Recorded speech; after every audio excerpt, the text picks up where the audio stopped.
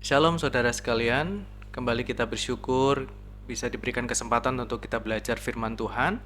Dan judul pada khotbah pada hari ini adalah Kemerdekaan, Demokrasi, dan HAM. Mari kita belajar firman Tuhan ini, kita berdoa. Bapa, pimpin setiap kami dalam merenungkan kebenaran firman-Mu dengan tema yang Tuhan sudah berikan kepada kami untuk kami boleh belajar. Bila Tuhan yang memimpin kami, memberikan pengertian yang jelas, dan terlebih kami boleh dimampukan untuk kami mengaplikasikan dalam kehidupan kami sebagai masyarakat di Indonesia ini, Bapa. Terima kasih, Roh Allah turun atas setiap kami, memimpin perenungan kami pada malam saat ini. Dalam nama Tuhan Yesus, kami berdoa dan mengucap syukur. Haleluya. Amin. Bapak Ibu Saudara sekalian, ini bukanlah tema yang yang umum ya, karena juga ini berkaitan dengan bulan kemerdekaan. Jadi kita masih membahas mengenai hal-hal yang berkaitan dengan kemerdekaan.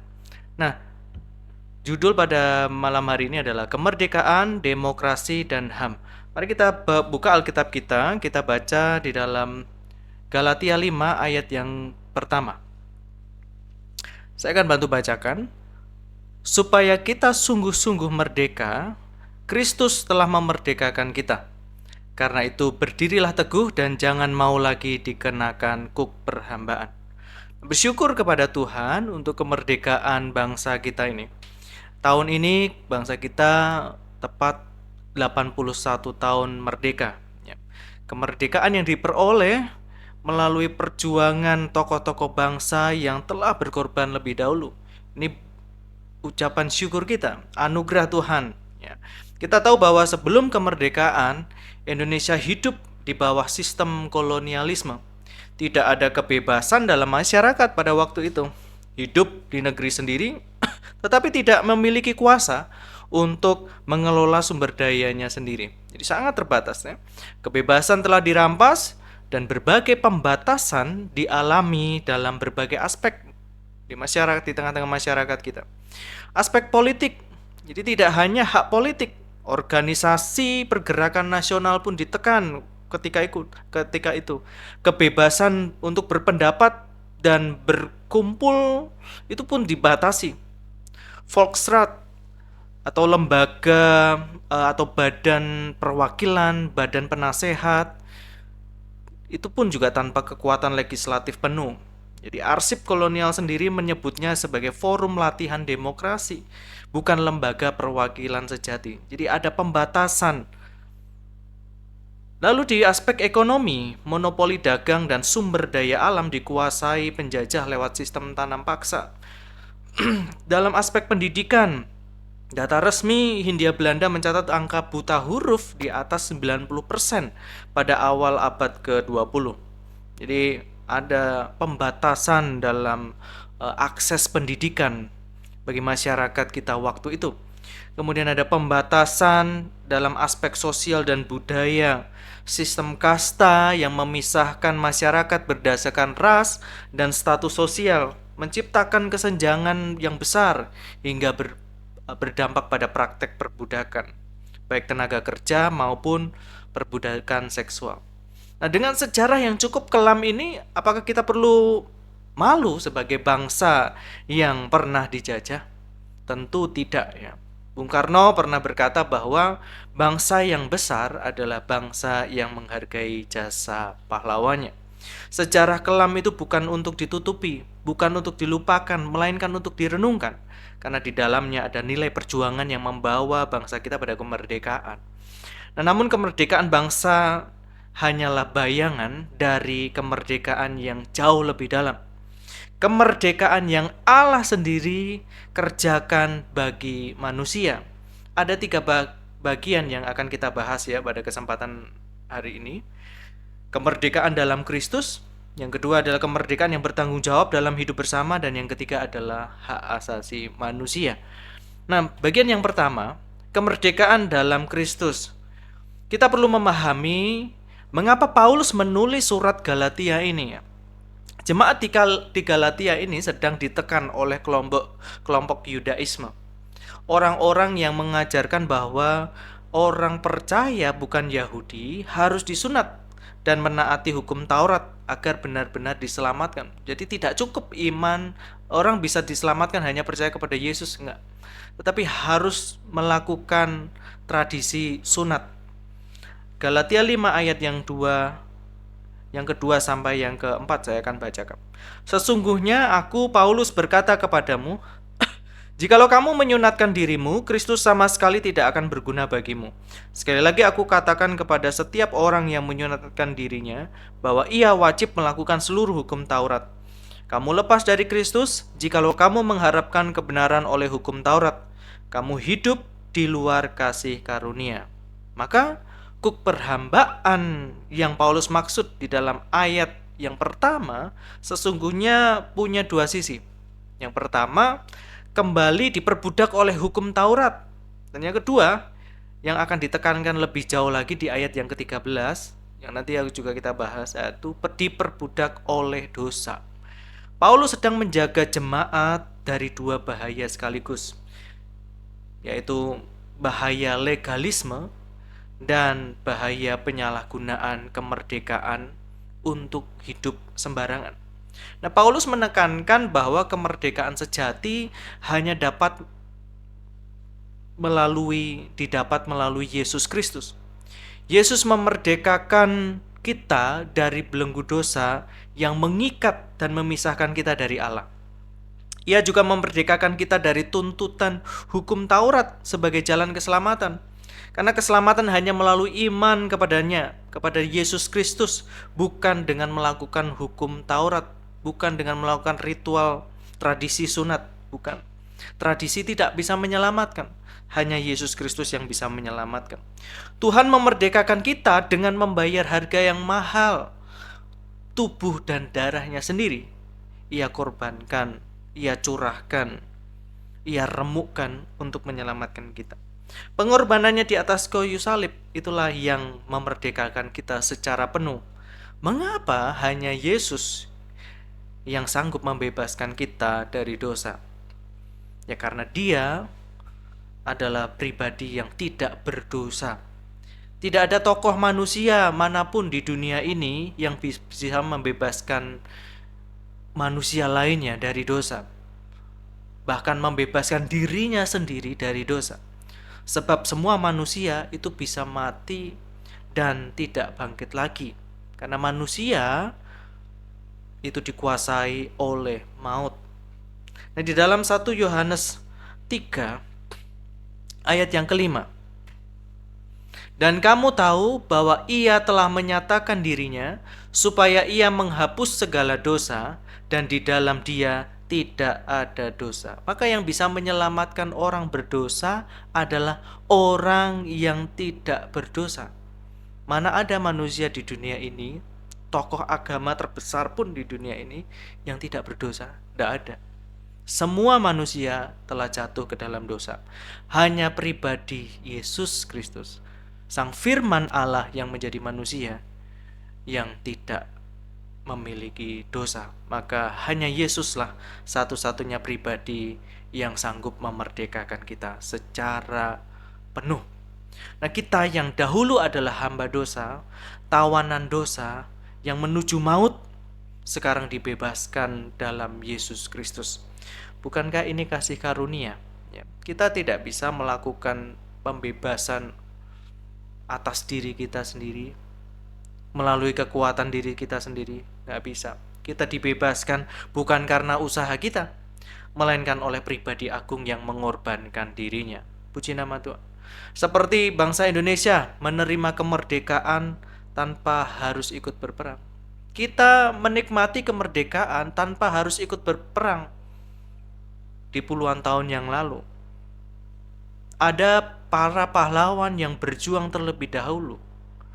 Nah, kita yang dimerdekakan Kristus dari dosa pun menerimanya bukan karena usaha kita, tetapi hanya oleh percaya kepada Dia, yaitu Yesus Kristus Sang Juru Selamat. Tidakkah kita patut bersyukur tanpa henti dan mempertahankan kemerdekaan itu? Lantas apa yang perlu kita lakukan dalam kemerdekaan kita? Nah, ini pertanyaan yang penting. Apakah kemerdekaan berarti bebas melakukan apa saja? Tidak. Jelas tidak. Justru kemerdekaan membuat kita bebas untuk tidak melakukan apa yang kita inginkan jika itu bertentangan dengan kebenaran. Karena kita bukan lagi hamba dosa, melainkan hamba kebenaran. Maka apapun yang kita lakukan seharusnya mengarah pada kebenaran. Jangan seperti hukum dosa di dalam Roma 7 ayat yang ke-19 dan 20, di mana kita melakukan apa yang sebenarnya tidak kita kehendaki, yaitu yang jahat. Itu hukum dosa. Kita bukan lagi hamba dosa, melainkan kita adalah hamba kebenaran. Roma 6 ayat yang ke-18, kamu telah dimerdekakan dari dosa dan menjadi hamba kebenaran. Jika kita sungguh-sungguh menyerahkan kehendak kita kepada kebenaran, kehendak kita akan terus dipengaruhi dosa, sehingga kita terdorong melakukan apa yang tidak benar. Dengan demikian berarti kita sebetulnya belum sungguh-sungguh merdeka. Yang kedua, kemerdekaan yang bertanggung jawab. Sebagai orang yang merdeka, kita tidak lagi takut akan bayang-bayang dosa dan hukumannya. Karena sungguh yang membebaskan kita adalah pribadi Yesus Kristus, Anak Allah, Sang Firman Allah. Nah, kemerdekaan di dalam Kristus memberikan kita berbagai privilege atau hak istimewa, yaitu anugerah atas keselamatan, Efesus 2 ayat yang ke-8. Sebab karena kasih karunia kamu diselamatkan oleh iman. Itu bukan hasil usahamu, tetapi pemberian Allah. Puji nama Tuhan. Kemerdekaan di dalam Kristus memberikan kita privilege, yaitu anugerah atas keselamatan. Yang kedua, status sebagai anak-anak Allah di dalam Roma 8 ayat yang ke-15. Sebab kamu tidak menerima roh perbudakan yang membuat kamu menjadi takut lagi, tetapi kamu telah menerima roh yang menjadikan kamu anak Allah. Oleh roh itu kita berseru, ya Aba, ya Bapa. Sebutan Aba ini menunjukkan ada relasi emosional yang begitu dekat, yang digambarkan seorang anak dengan ayahnya. Sang anak bisa begitu dekat tanpa ada rasa takut kepada ayahnya. Nah, yang ketiga, ini yang penting juga. Didikan Tuhan sebagai bagian dari kehidupan anak-anaknya. Ini privilege kita yang telah dimerdekakan di dalam Kristus, yaitu didikan Tuhan. Ibrani 12 ayat 5 dan 6. Hai anakku, janganlah anggap enteng didikan Tuhan, dan janganlah putus asa apabila engkau diperingatkannya. Karena Tuhan menghajar orang yang dikasihinya, dan ia menyesah orang yang diakuinya sebagai anak. Ketika kita mengalami kesulitan, kita sering merasa seperti hak kita dirampas ya. Hak untuk hidup nyaman dirampas. Tetapi kita lupa, ada pula hak untuk berjuang, hak untuk menghadapi kesulitan. Hak itu bukan untuk kenikmatan semata, melainkan untuk memberikan manfaat bagi pertumbuhan kita. Jadi jangan kita itu membatasi makna hak itu dengan segala sesuatu yang nikmat, yang nyaman. Enggak. Hak itu juga berkaitan dengan manfaat bagi pertumbuhan kita. Maka sebagai orang yang dimerdekakan di dalam Kristus, kita memiliki hak istimewa, yaitu menerima didikan Tuhan. Sebagai seorang tua ya, memiliki anak, jangan kita itu memanjakan anak. Ketika kita memanjakan anak itu sebenarnya kita sedang merampas hak anak kita untuk berjuang. Kita sedang merampas hak anak untuk kelak sanggup bertahan di dunia nyata. Kita sebagai orang tua tidak selamanya hidup bersama-sama anak. Tidak selamanya kita bisa mendampingi anak kita. Jika sejak kecil hingga dewasa kita terus memanjakan anak, sama saja kita menjerumuskan anak kita itu untuk kalah menghadapi dunia yang kelak harus ia jalani sendiri tanpa kita. sebagai orang tua, maka kita pun perlu memberikan hak kepada anak untuk berjuang. Nah, di mana ada kebebasan, di situ ada tanggung jawab. Galatia 5 ayat yang ke-13. Saudara-saudara, memang kamu telah dipanggil untuk merdeka. Tetapi janganlah kamu mempergunakan kemerdekaan itu sebagai kesempatan untuk kehidupan dalam dosa. Melainkan layanilah seorang akan yang lain oleh kasih. Ayat 13 ini adalah titik penting.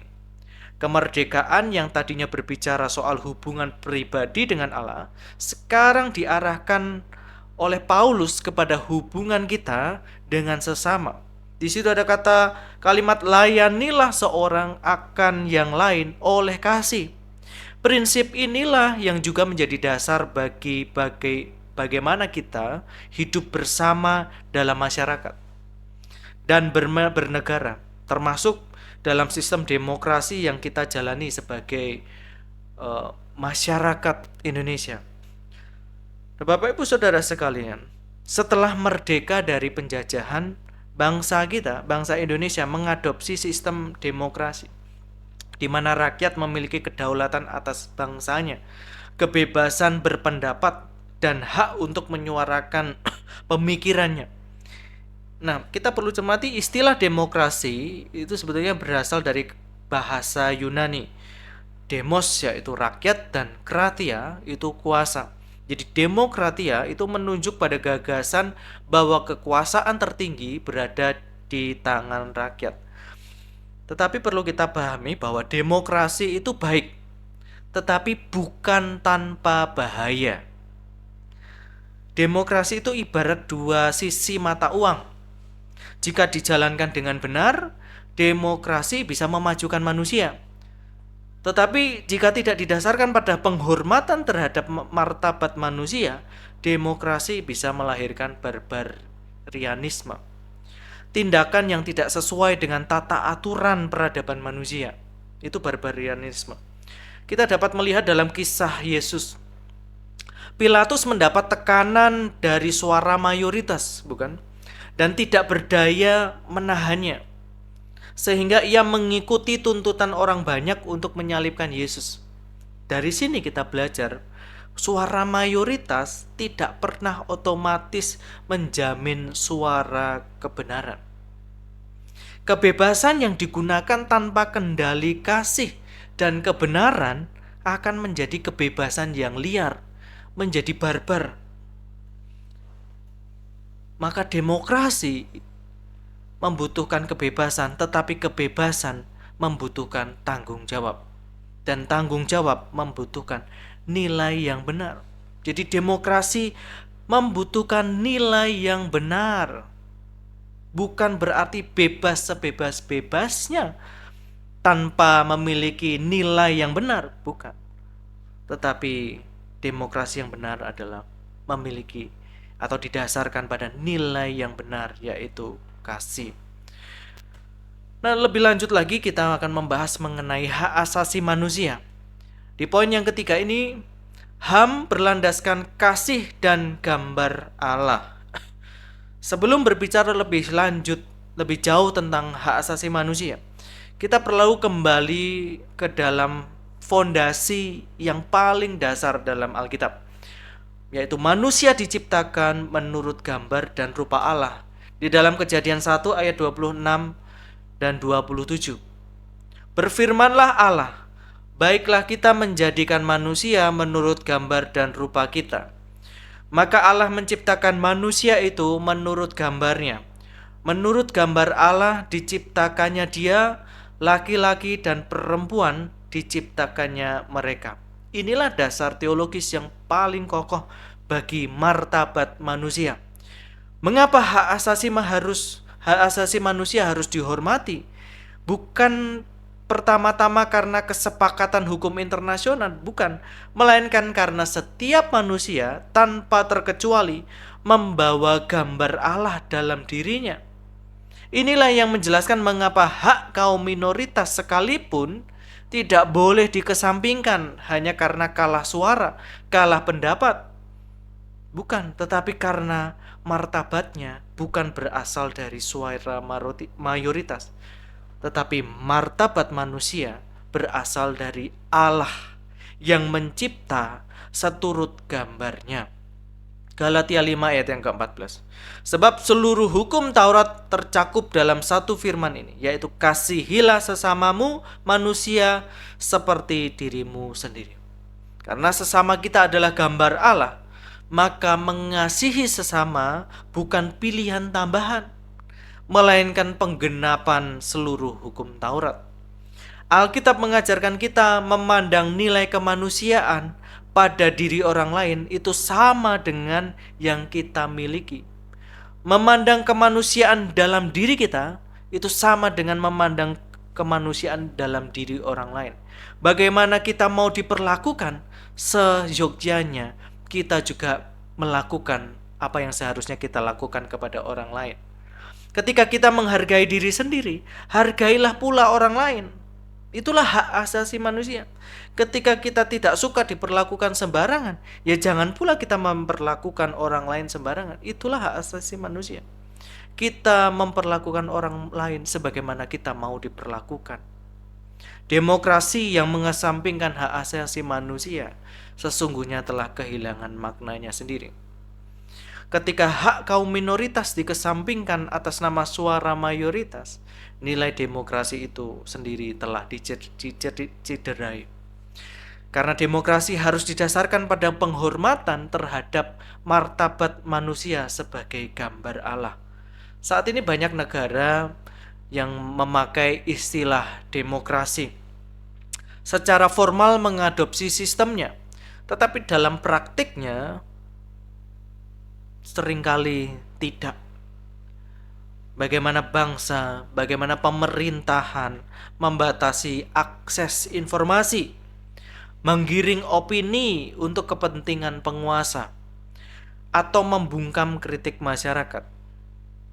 Ini adalah penggunaan demokrasi yang tidak bertanggung jawab. Dan di mata Alkitab, ini adalah pelanggaran terhadap martabat manusia yang diciptakan menurut gambar Allah. Bagaimana masyarakat yang menyatakan hak suaranya, aspirasinya, ternyata harus menerima intimidasi. Ini adalah pencitraan terhadap demokrasi dan pencitraan terhadap hak asasi manusia. Hendaklah kita berperan aktif memperbaiki tatanan hidup bersama dalam masyarakat. Bagaimana kita memperlakukan orang lain menjadi cerminan bagi masyarakat di sekitar kita. Sehingga demokrasi yang kita jalani sungguh-sungguh berdiri di atas kebenaran firman Tuhan. Karena firman Tuhan ini boleh menjadi berkat bagi kita sekalian. Sebagai masyarakat Indonesia, kita boleh berperan aktif dalam kita menjunjung nilai hak asasi manusia berdasarkan gambar dan rupa Allah. Amin. Mari kita berdoa. Bapa di dalam surga, kami bersyukur bahwa kami boleh dimerdekakan secara sempurna melalui Kristus Yesus. Kemerdekaan yang kami miliki bukanlah kemerdekaan yang sementara, karena yang membebaskan kami adalah pribadi Allah yang rela memerdekakan kami dengan harga yang mahal, yaitu melalui tubuh dan darah Yesus Kristus. Bapa, kami bersyukur bahwa kami boleh menjadi umat Tuhan. Biarlah kami boleh mempergunakan status kami sebagai anak-anak Allah. Di tengah-tengah masyarakat Indonesia ini, kami boleh menjadi terang. Bagaimana kami boleh menjunjung nilai hak asasi manusia bukan dengan pengertian umum, tetapi kami boleh mengedepankan, memajukan nilai hak asasi manusia berdasarkan bagaimana Allah telah menciptakan manusia seturut gambar dan rupa Allah, sehingga kami memandang manusia sebagai makhluk yang berharga. Dan biarlah nilai-nilai ini yang juga kami boleh terapkan dalam kehidupan bermasyarakat, sehingga bangsa Indonesia boleh dipulihkan, sehingga demokrasi berdasarkan hak asasi manusia boleh sungguh-sungguh terjadi di dalam kehidupan bernegara ini Bapa. Terima kasih Bapa. Terpujilah namamu, hanya di dalam nama Tuhan Yesus Kristus, Gembala kami yang agung. Amin.